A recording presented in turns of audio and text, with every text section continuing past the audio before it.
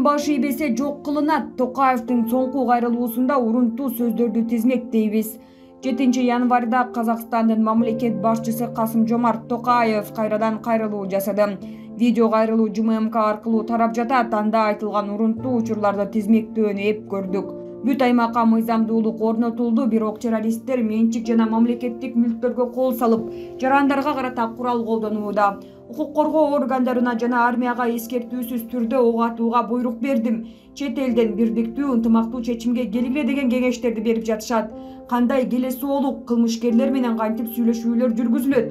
Бизге куралданган, даярдыктан өткөн бандиттер менен кармашууга туура келди. Оба бандиттер жана террористтер. Ошондуктан аларды жок кылуу керек. Бул жакынкы убакта ишке ашат.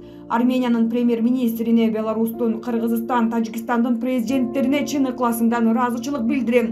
Өзгөчө Орусиянын президенти Владимир Путинге ыраазычылык айтам. Алматыда бандит террористтердин колунан административдик имараттар гана эмес, тынч жашаган калктын да менчик мүлктөрү талкаланды.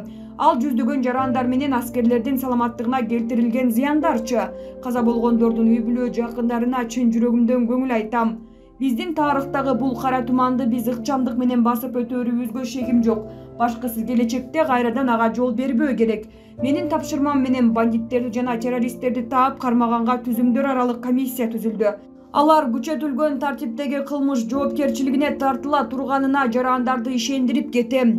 Алматынын өзүнө эле 20 миңдей бандит кол салды. Алардын акция аскердик, административдик, социалдык мекемелерге карата түзүлгөн так планы бар экенин көрсөттү. Алар өтө мыкаачылык менен даярданышкан.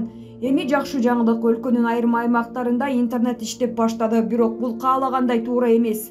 Чагымчылдык кимдир бирөөнү басынткан жана коомду адаштырган маалыматтарды таратууга болот дегенди билдирбейт. Мындай маалыматтарды тараткан табылса, авторлоруна карата чара көрүлөт. Террористтерге каршы операция уланууда, алар дагы деле куралдарын тапшырбай жатат. Кылмышты жасоого аракет көрүүдө же ага даярданып жатат. Алар менен күрөшүүнү аягына чыгуу керек. Ким баш ийбесе жок кылынат. Булак супер чекитке ийже.